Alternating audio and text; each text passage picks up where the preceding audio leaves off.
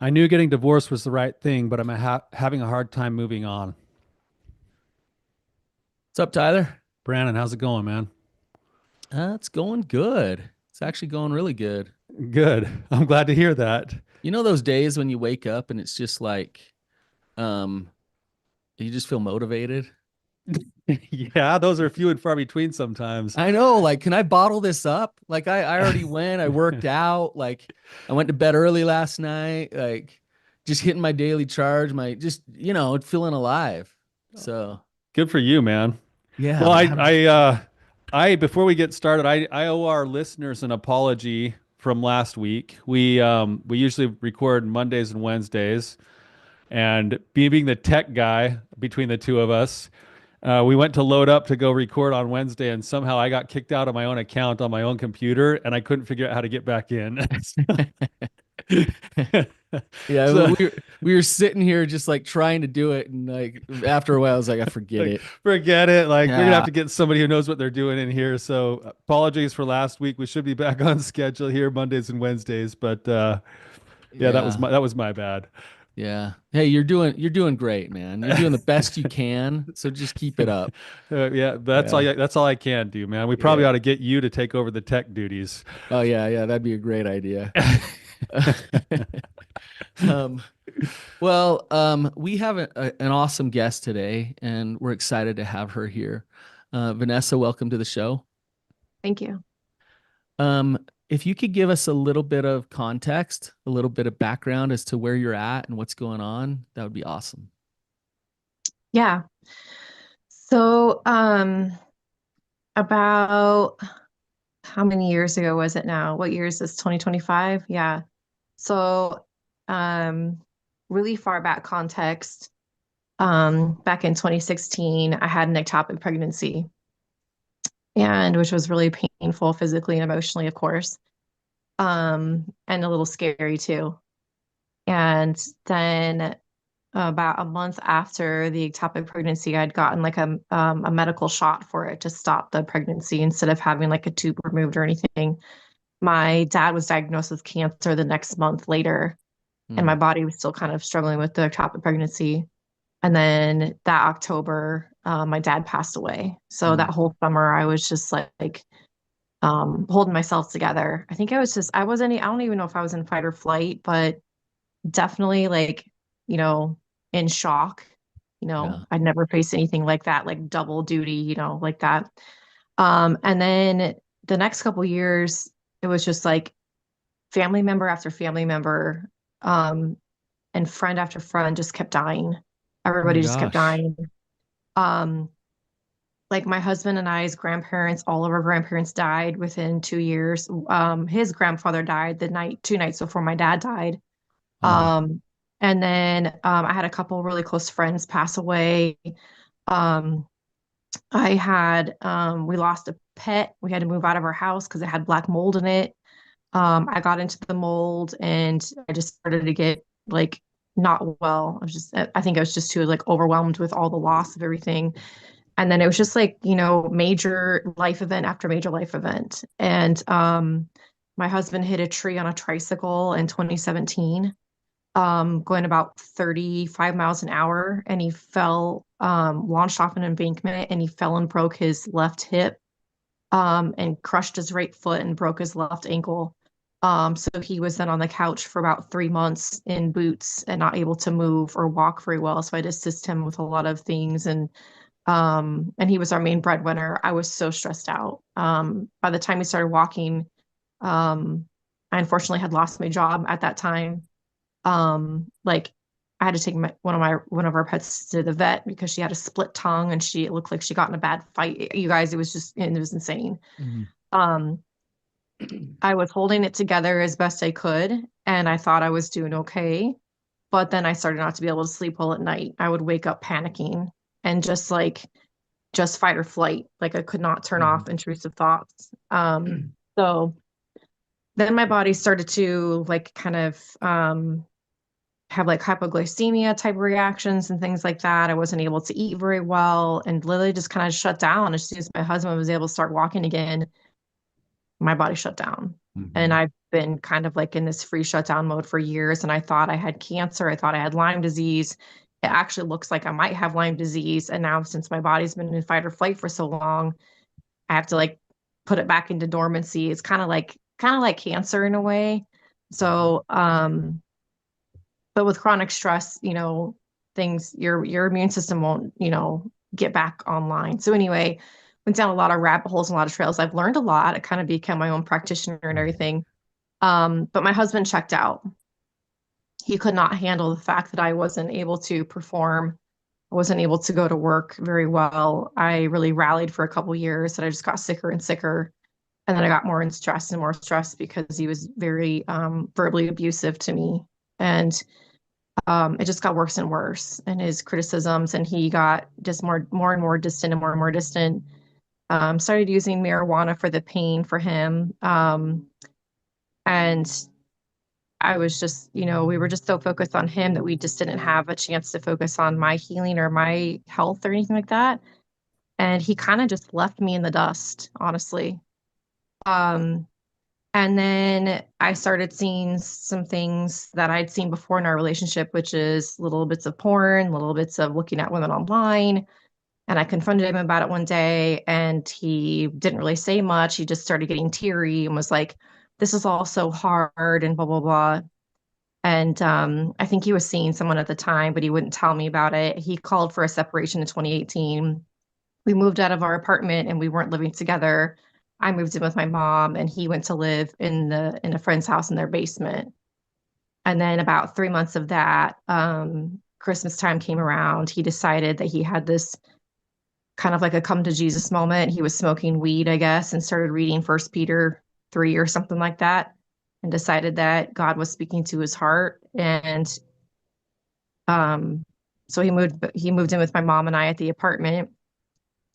I was barely able to make it to work. I was bedridden for almost 3 weeks during that time. I was incredibly ill. And I think I had like mono or something weird like that. It was wild. I kept going to the ER, but they couldn't figure out what was going on with me. And I was researching like crazy, which probably didn't help my nervous system at all, but which I'm not, excited to admit, but here we are. So, and then, so we bought a house, and the house had mold in it, and it was awful. It was terrible. We had to gut the entire house. Here I am sick, working on this house, stuck in fight or flight. We didn't have a bathroom all winter. I was using a Home Depot bucket outside in the middle of the winter to go to the bathroom in. And Oh my gosh. we had no bathtub, we had no kitchen, we had nothing. And so Sean, my ex-husband's name is Sean, we literally like tried to scurry to get this house put together so we could just have like, functioning roof over our head. It was just insane, you guys. It was just like chaos after chaos after chaos. And Sean was having affairs at the time, and I didn't know it. He'd had his third affair while we were trying to work on the house, and an affair with that woman. And then at the same place he worked, met another woman and started having an affair with her. And now we're into like 2020. That was the year of COVID. We didn't lose our jobs because we had essential jobs. So we're working on this house. He's in an affair, ends one affair. Tons of signs, tons of red flags. He's crying a lot. He doesn't want to talk to me. He's being secretive with his phone. I didn't really notice it then because I was in my own stuff. I start to get like some weird emotional attachment to some guy at work, someone who I would never pick out of the crowd, just because I was feeling so isolated and lonely and just like desperate for, any kind of like male attention, but not really putting it out that I was desperate for male attention. I was just attracted to this guy at work. Nothing romantic ever happened between us, but I knew in my own heart that it was wrong for having like some emotional feelings for someone else that clearly was in a relationship and I was in a relationship. So, yeah, nothing ever happened with that. It was just kind of like one-sided on my end. And anyway, 2021 comes around and Sean gets more and more distant, and then he's in another affair. I started having nightmares about him being with other women. And so I confronted him one afternoon, and he did the Darvo on me, like straight up. It's not my responsibility to take care of you in this relationship anymore. And So he didn't answer my question. He wouldn't answer my question. He looked straight at me. He didn't blink. All the usual signs that people would give if someone's lying, right? Like they'll blink, they'll look away, but he went straight into blaming and attacking me and pretending to be the victim in this situation. And I let it go because I believed him. And turns out that he had been seeing this girl for a couple months before I asked him that question. And they'd been at some point started having oral sex and then full sexual intercourse by the time the end of the summer came around. And she was married and had 4 children. Mm. So by the time I found all this out, like I was panicking on a daily basis. I was having panic attacks and a lot of anxiety. I couldn't sleep. Sean was very mean and distant to me. He sat me down one morning after I had desperately tried to get his attention with some lingerie and something that looked kind of cute. And he just started just yelling at me and sat me down, was like, I don't love you anymore. I don't even like you. I love you as a person, but we're done and you need to move out. Mm.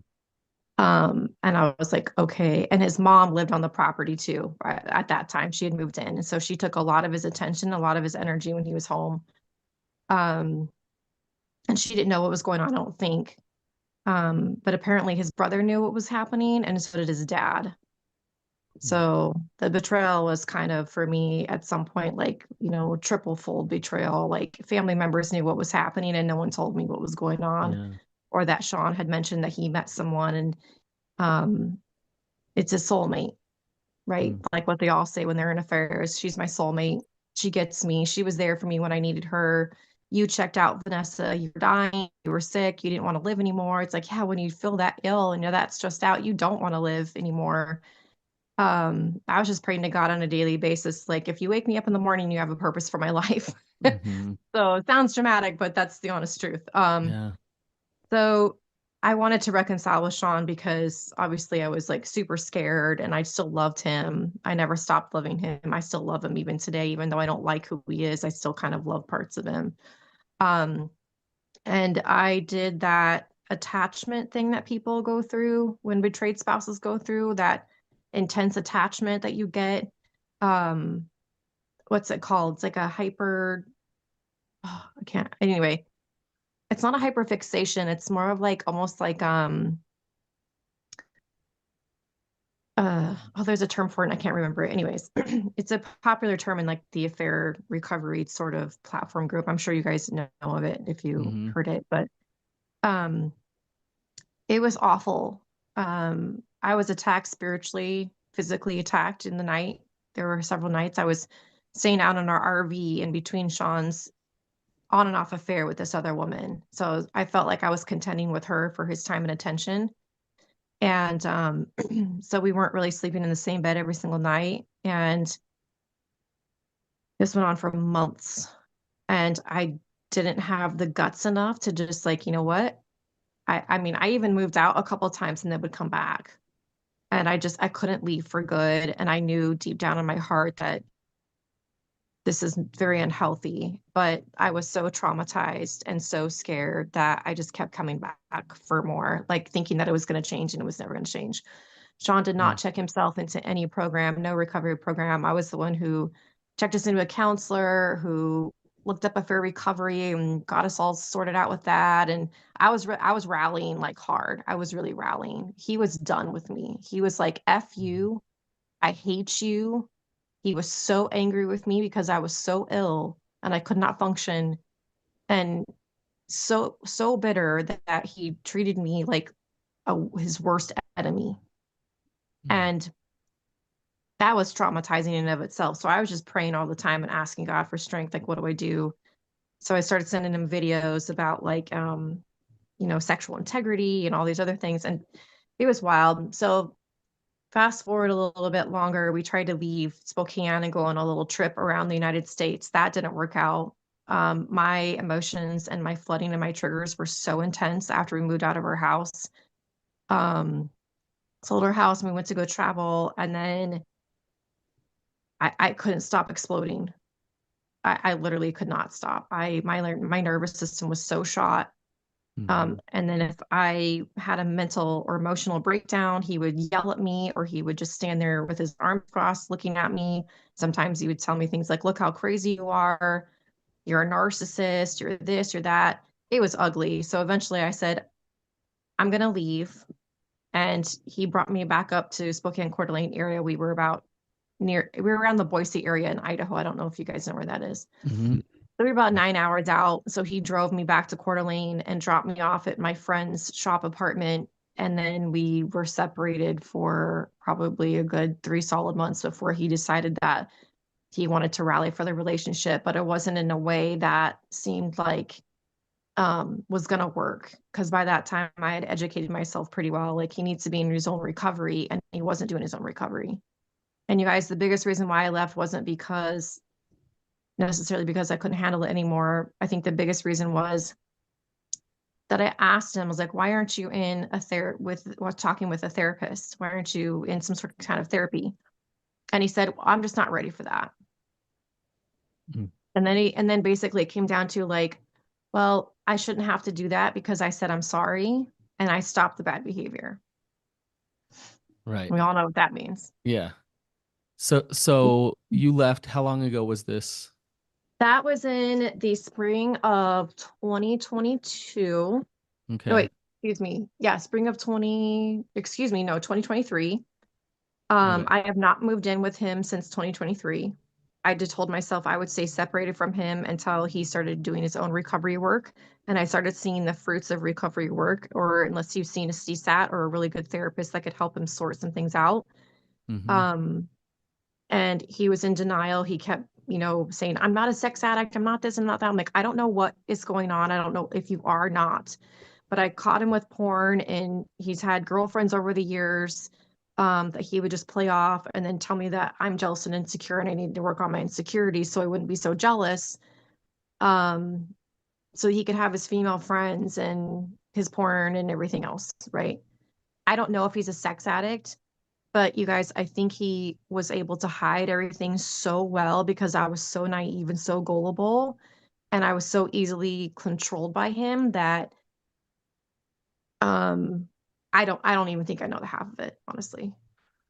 So, So here we are now, and we divorced January 1st of this year so because really recent. mhm. And I know it was probably for the better. And then he called for the divorce. I had all the divorce papers all ready to file, but I was dragging my feet because I was so afraid to like cut that last cord of hope of like, oh, it's gonna work. Oh, he's gonna come around.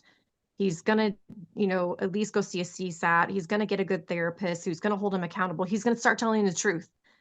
But I think he was in another affair all last summer with his last affair partner he thought was his soulmate. So, Gotcha. but yeah, guys, I'm just really struggling. I'm really traumatized still for sure. Do you have kids? We don't, No. I lost 2 kids being with him, and maybe that's Okay. God's providence or provision. I don't know. I hate to think of it that way, but yeah, Okay. we were Uh, together for 24 years too, just to put 24 some years. Wow. backstory on Okay. them. Yeah. yeah, that's a lot. I guess just before we jump into this, I just want to say I'm really glad that you're here. And man, it sounds like it's been quite a ride for you. You've been through a Yeah. ton. So I just want to witness that and let you know that you're seen there. Um, I'm wondering, like, currently in your current state right now, I'm thinking first and foremost, just kind of basics before we get into the other stuff. Um, I'm the classic Maslow's hierarchy of needs. Um, you have your physical needs met, food, shelter now, better than a Home Depot bucket in the backyard. Yeah. Okay. Yeah. And then you've got your safety needs, which would be your personal security, being able to provide for yourself, employment, your health. How's your health now? Is it still all over the place? Yeah. Yeah. Are you in a safe place now emotionally? Do you have your physical needs met? Yeah. I have physical needs met. Yeah. Okay. Yep. All right. And then we're getting into like the other needs that I think you probably called in for, your love and belonging and esteem and self-actualization, that kind of stuff, right? Um, Mm-hmm. But it sounds like you've been in it for so long and so many years that your body never did get a chance to actually slow down and catch Mm-mm. up to Mhm. the like the wave of stress that came through all of those deaths and loss and your pregnancy and plus your husband's problems. Um, Yeah. so yeah, so I guess what I'm getting at is that we want to build from the ground up before we jump into some self-actualization thing. If your body can't even function and if you're not safe, then that stuff isn't going to be able to come to fruition anyway. But it sounds like you're doing the basics right now of trying to care for yourself. Mhm. Yeah. Yeah. Um, I agree with Tyler. Like it's got to start with you. I mean, your healing has to start with like it's not about him. And when we talk about your healing, Vanessa, you have a lot to heal from. There's a lot of grief to process still. It's no wonder to me that you have autoimmune issues, Oh yeah, no, it's a right? no-brainer. Yeah.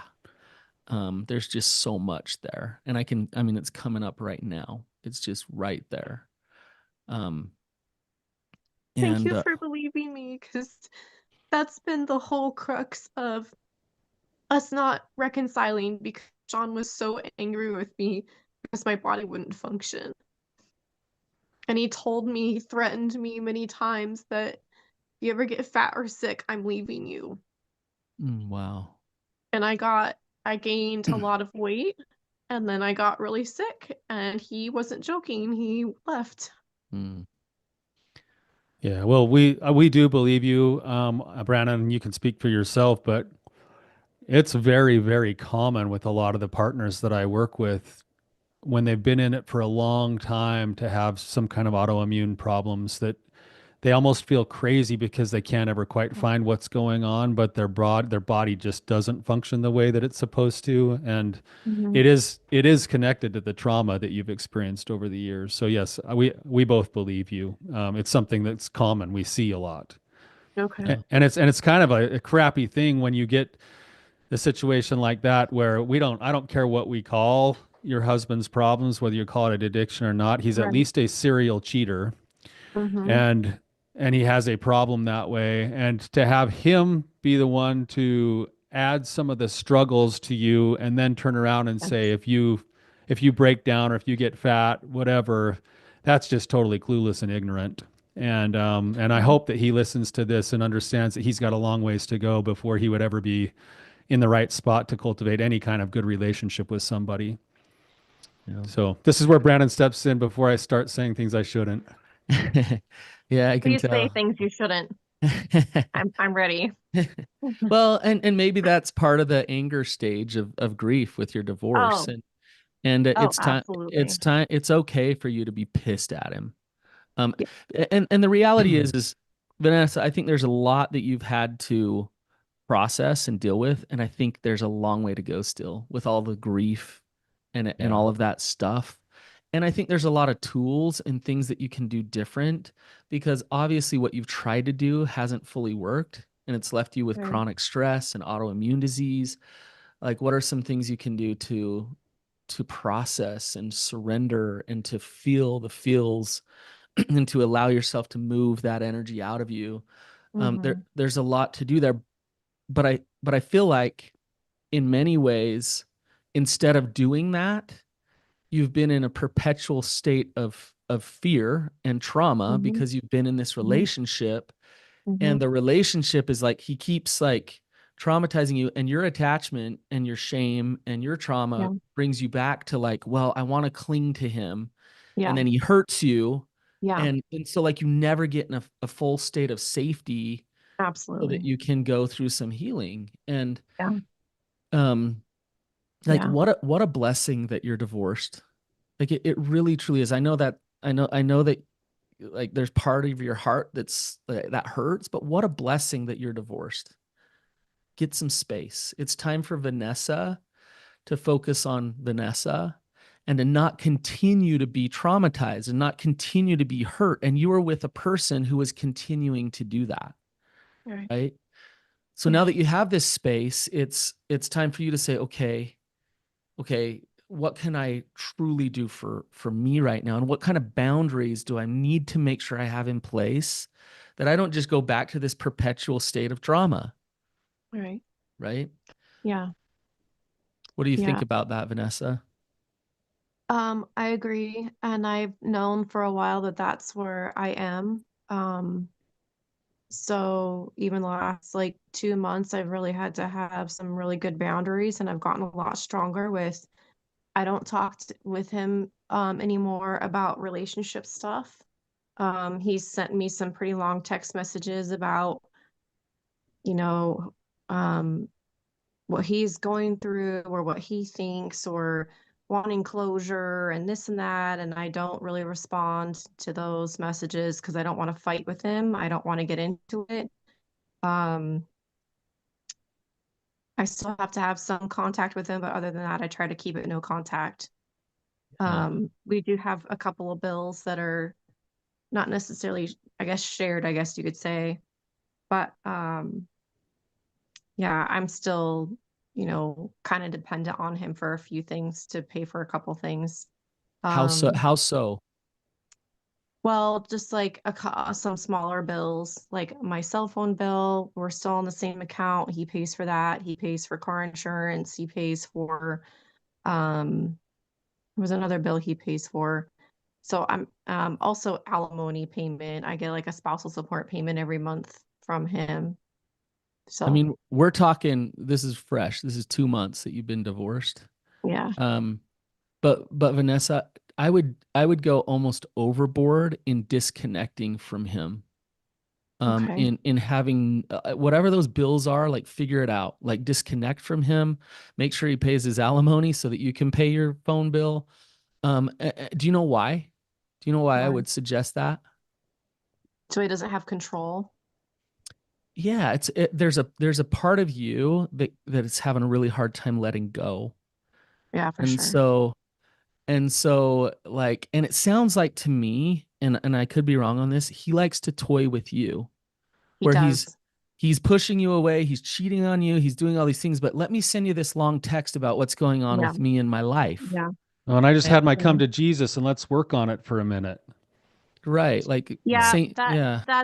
that's exactly how it's been. Like he'll, he would kind of rope me back in and like pull my heartstrings because he would have cheers and I'm really trying and I'm really doing this and I'm really working hard and then I would think to myself like I don't see what are you doing? Like where's the work? Like you don't included me. I don't know your counselor's name. I don't have their phone number. I don't hear none of that, right? All the things that we know we should be seeing as a betrayed spouse, like to rebuild some trust. And so recently, Super Bowl Sunday, I had a moment of weakness, and a couple of days before that, I was so lonely and I was so lonely because um he has his whole family in this area, and now I'm not included.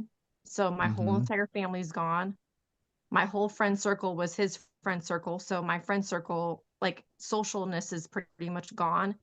Um, and that's really been isolating for me too. So he's kind of controlled the narrative behind every single person and every single social interactions that we've had. And then people have seen me react the ways that I have over the years. So they believe him and he's the nice guy, right? So Mm-hmm. everybody believes him because he's the golden child. And then I get pinned as this crazy narcissist who just can't get her health together. And no wonder, Sean, no wonder you left because she has depression and she's sick. What guy does wants a wife that looks like that, right? We don't blame you for having an affair, whatever. The family, you guys. So it's not just been Sean that I've lost in my marriage. It's been my whole entire world.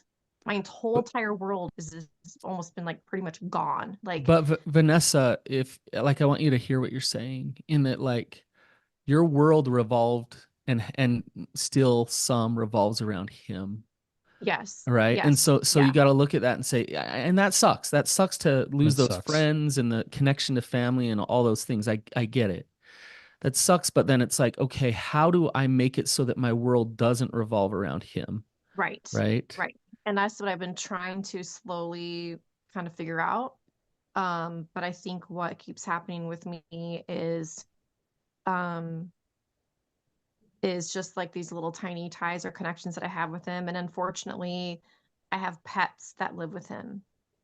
And I took the pets and they came to live with me in my mom's apartment a while back, but then it didn't work out. I was going to have to shell out a lot of money that I didn't have just to keep them. And Mm. he offered, he's like, I'll hang on to them for you if you want until da da da. I was like, yeah, until further notice. Here you go. So I've really done a lot better. But anyways, like the roping and coming in back and forth. He kind of like will come in and out of my life. He's gone on 2 vacations and then went on a road trip. And then I knew we were divorced and I'm not going to be invited or go, right? I'm not going to expect to go. But it was really heartbreaking for me because one of them was a family vacation and that's been planned for 3 years. And I wasn't, because of him, I, didn't get to go. That was recently and it just wrecked me. And then a couple weekends before that was Super Bowl Sunday. I reached out to him. I was like, hey, if you're doing anything, you have any plans, I'd love to come hang out with everybody, just for something to do. Wasn't because I really missed him or wanted to see him. It was just mostly because I was trying to make sure that I wasn't alone and lonely. And Mhm. um, he said, yeah, that sounds good. He's like, I'm not opposed to hanging out with you. And then he was basically like, okay, that sounds good. And then Super Bowl Sunday comes around and I don't hear anything from him. And I kind of figured I'm not an idiot. Like, okay, he's ghosting me. Mhm. And he did. He left town, and I wasn't mad about that. It's just that it was 9 degrees outside, and the cats that I have that live with him, they're in an RV. And if it's 9 degrees outside and my pets are in an RV by themselves, I had this conversation with him at Christmas, like, please just let me know when you're going to be out of town. So, and leave the RV open so I can at least go take care of the cats because they need to be taken care of or checked on. It's just that simple. And he made a huge deal about it both times. He gets really defensive and he gets really mean, and then he blames me for things like, Sean, that's not what I'm asking. I'm just asking you to have some common courtesy for the cats and for me. That's it. Mhm. Um, so novels of text messages after that, and it was like betrayal all over again. It was like, it triggered that wound within me. So yeah, I hear you on. He's definitely like toying with me, and it just sends me for a loop. And I had to go out there yesterday to pick up some things that I requested from him. That I asked him if I could have some camping gear and a couple of other things, and he said, yeah. So I know he was home and I didn't see him. He didn't come out of the RV and I didn't go knock on the door. He offered to leave while I came to visit the cat. So he's also, I think, been told to have like very little contact with me from his therapist because he's Mhm. playing the victim card, which is she's abused me, she's done this and that and the other thing. And I'm just like, oh geez, Good. whatever. Like Good. I Have his space. That'll be a yeah, blessing for you. yeah. Yeah. I So it's kind of interesting, I'm kind of going along with what Brannon's saying and hearing this even as you're checking in on all of this, like you can even hear it in what you just shared, like, oh, there still is all this messy stuff that has to be navigated, and there's still this yeah. attachment that you're wrestling with yourself. Brannon, do you remember, this is going to be really weird. I promise I'll try to tie it in here, but do you remember like playing like roller hockey across the street from our house when we were Oh, I kids? dominated. I was so good. Yeah. I remember the first time we got rollerblades. We started trying to learn how to rollerblade, and then we started playing like street hockey with all the neighborhood kids. And occasionally, you'd get going too fast, and then you'd fall and just like get a massive raspberry, like one of those, like, it's not just a bruise, but it like a scrape that becomes a massive scab on like your legs or your elbows or something. Um, as we're talking, the image I got was this, that going through the hell that you've been through, you've basically fallen and gotten road rash across your whole body. And as that thing starts to heal, it's kind of its own weird blessing and curse, but the body knows how to heal itself by scabbing over. That scab Mhm. then starts to shrink itself a little bit at a time as the cells heal themselves, but then the body starts to itch and it wants you to scratch. And Mhm. so I don't know if you play this game or not, Brandon, but you'd have this big scab and you'd start to feel the loose parts and you'd want to pull them off, but you don't want to pull them off to the point that you bleed, right? Right. And then you pull it too hard and then you bleed and eventually you reopen the scab over and over and over again, You even cause though, Mhm. scars. and what it does is it actually takes longer for the body to heal and it makes the scars bigger and deeper. Yeah. Um, and I kind of feel like emotionally, I'm hearing this same process go on for you right now. There's so many wounds, and the place where you're trying to find the healing is continually pulling you back into that orbit of him. It's almost like you It's like can't help yourself. you can't help yourself, and then you're pulling that scab off again and going like, oh, why I'm bleeding again? Like, damn it! Like, Yeah. what the heck? And I think what Brannon's going, I think you're on the right track, Brannon, is what can we do? Some of these things are going to naturally have to be a process. Some of them we can't avoid them being a process, but what are the things that I have control over that would get me as much space as possible so that I could maybe put a Band-Aid and some Neosporin over the top of that thing so I don't keep scratching it, so I don't keep pulling at it, because that's actually extending your process rather than allowing you to kind of go through this difficult pocket of, man, I'm in no man's land right now. Yeah. Like emotionally, physically, even where I live, maybe. Mhm. Man, I keep turning back to the place that at least felt some kind of safe because it's what I knew, even though really what I have ahead of me is a whole new wilderness to go explore. Yeah. Does that make And I've sense at already all? been in the wilderness. Oh, absolutely. Yeah. Absolutely. I definitely know that I'm a whole lot stronger than I've ever been before up until this point. I don't feel strong most days because I've been so much grief and so much emotional, mental pain and whatever. Um, but for example, he texted me randomly like last week and he was like, "Oh, I saw you at the grocery store and sitting in your car. And I was gonna come over and say hi, but I told myself that I'd go into the store first, get what I needed, and if you were still there when I came out, I'd come over and talk to you." He's like, "But when I came back out, you were gone." And then he says, "I wish," he's like, I should have come over and talked to you first." And that was it. I didn't respond to that message at all. When he Hmm. sends me messages like that or something that seems like it's kind of trying to rope me in, or um, I don't respond to those things. I only talk to him about pets if needed or financial if it's needed. And that's it. But Vanessa, um, I'm just going to be kind of direct Okay. with my thoughts. And my what I'm thinking is, what is and why is the reason a beautiful, powerful, smart woman like Vanessa is showing up so desperate and settling for scraps?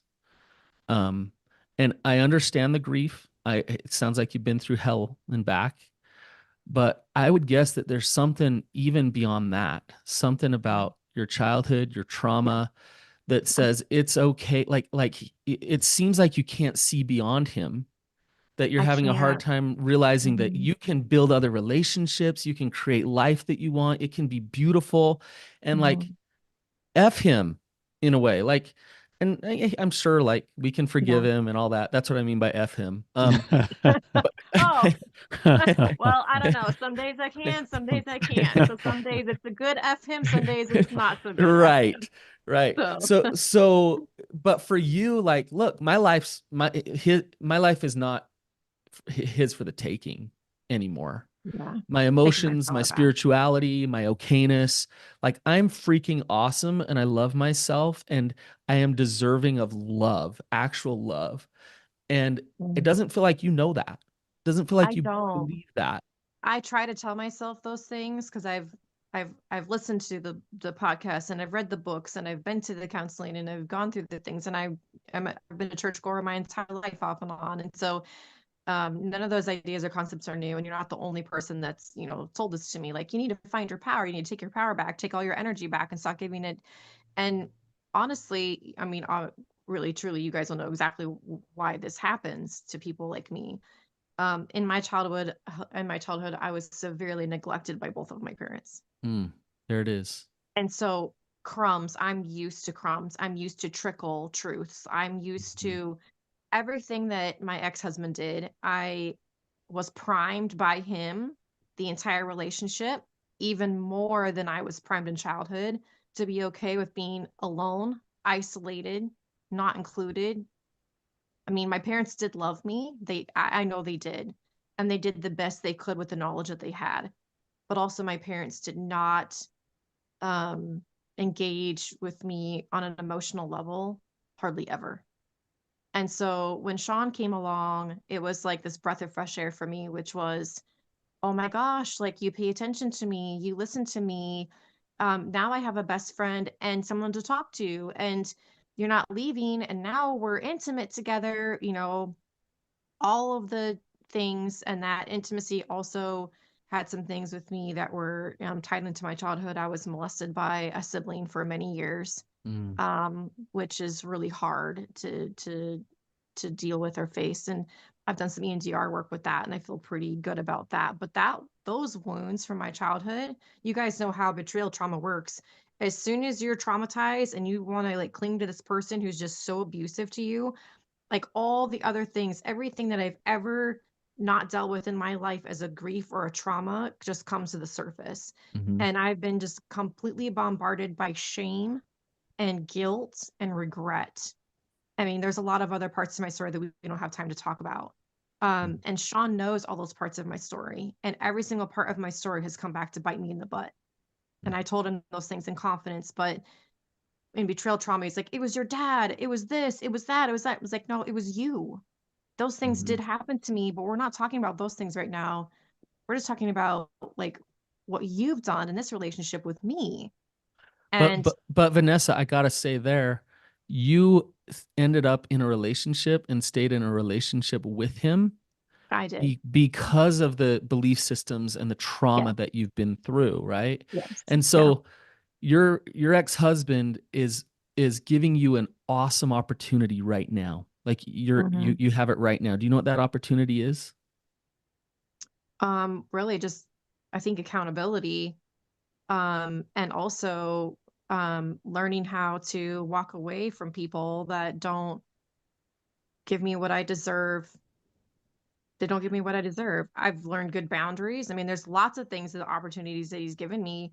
I did not have good boundaries with Sean because I Mm-hmm. didn't have good boundaries with myself. I didn't know how to stand up for myself.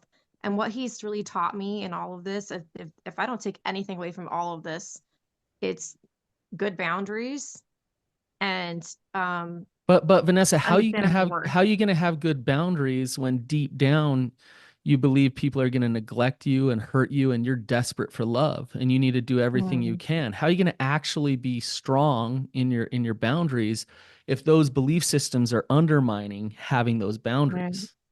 You see Yeah. what I'm saying? Yeah. I Yeah. love your answer. Your answer is awesome.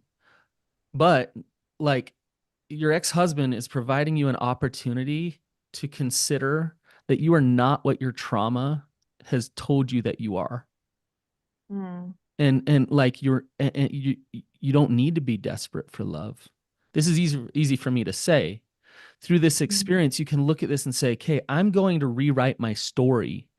And I'm going to learn how to let an abusive partner go and show up as a mm, powerful person and expect that in my future relationships, I'm going to have somebody who actually loves me. Um, mm, because I'm not what my trauma says that I am. And there are so many things that you can do. It sounds like you've done some EMDR. There's so many things you can do to just go process that out and reprocess that trauma and change those belief systems. Um, mm, but those belief systems need to be dealt with, or else you're going to continue to create this with Sean, or you're going to go continue to create this with another The person. next person. right. Yeah. Which I don't want to do. I don't Yeah. want, not for myself or the next person, right? I don't want to attract the same, really just kind of manipulative personality types that see that, oh, this, I could totally just win this girl over and just use her. Yeah. Sean, and I'm not trying to blame you or anything, but Sean and the way he's acted in your relationship is a manifestation of what you believe about yourself. Yeah, You I've understand seen what I that. just said? Yes. Yes. Yeah. And Um, that's the hard part about this, Brannon, is because when you go through the hell that you've been through, it's so easy to stay on the hell that you've been through.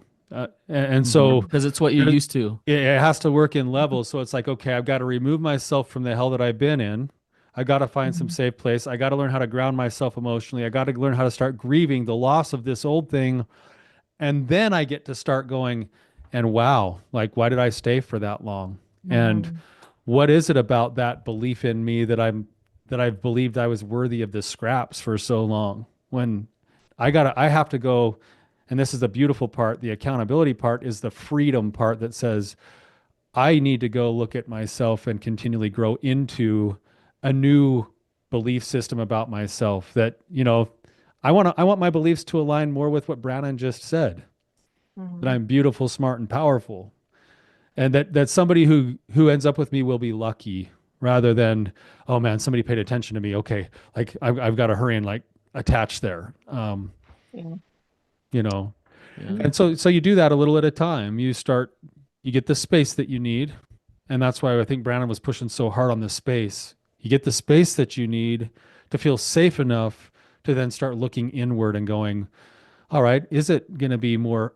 I probably have some more trauma work to do from the most recent trauma. And that is totally connected to my past trauma. Like you said it earlier today, like, man, he does these things and all of this stuff floods back in. It's like, of course it does. That's what the brain and the body do.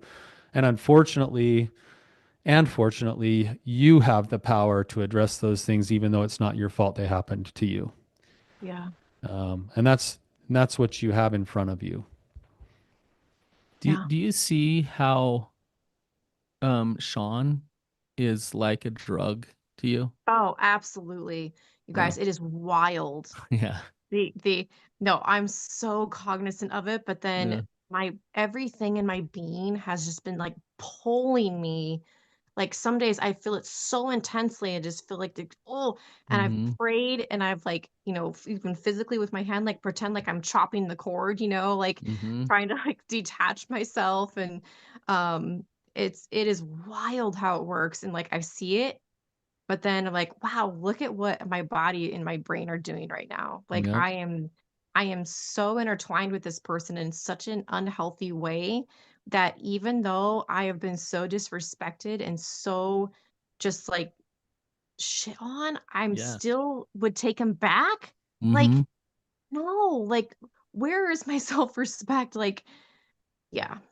Yeah. It's like it is like a drug. It's like, and sometimes even thought like, oh, I'm racing down the freeway to go get my little bit of hit of Sean, so I have my tiny little bit of dopamine, so I feel good for a few You're days, right. and I It's taught crazy, myself like, huh? oh my gosh, like, so you guys know that people like me when they're coming out of a trauma bond, it's like kind of you're trying to come off of heroin. Yeah. It's Yeah. freaking retarded. Yeah. Well, it makes sense though too when you look at attachment and how it works. But yes, it is like it's crazy to keep going back there. It is like its own addiction. But like any addiction, you're going to have a really hard time dealing with the roots of the issue Hmm. if you're continuing to use, so to speak.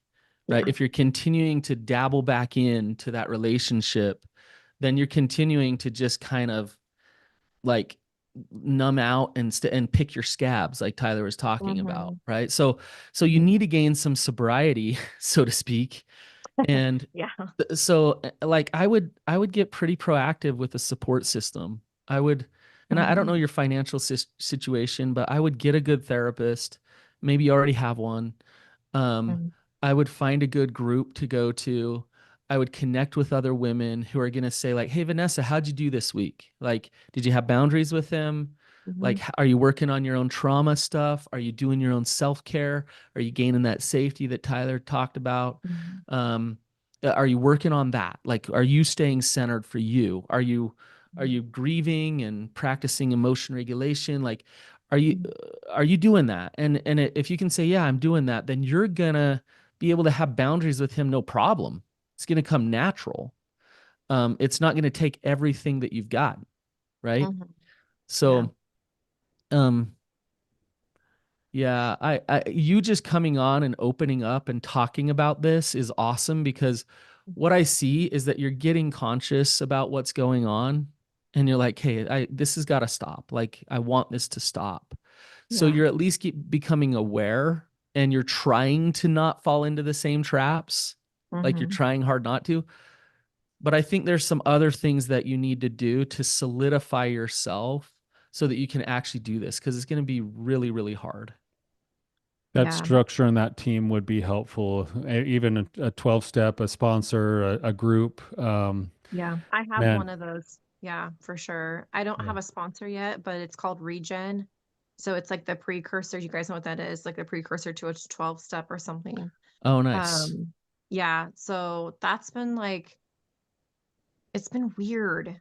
I don't know if I like it, and I haven't been for 2 weeks, but I need to go back and And if that's start not the again. one, keep looking until you find your people People that who are, can support you and learn yeah. with you and help Yeah. you with empathy Tyler and and I can connect, accountability. we can connect you into people. Like there's, but there's going to be the side of you that's going to say, but I'm the broken, sick, unlovable one. So I don't know if I Mhm. really want to put myself out there to do that. So you're going to have the courage enough to do it anyways. Yeah, I Um, definitely don't have like the broken, sick, unlovable one, but I think like because I really do want to get well. I do want to get better. I don't want to have this love, this toxic love addiction with an mhm. abuser anymore. Um um Yeah. yeah, yeah. I'm glad you said it that way Um because that's what it is. That's Yeah, that's you just that's what identified it. you're kind of dealing with. Yeah. Um, mhm. Okay.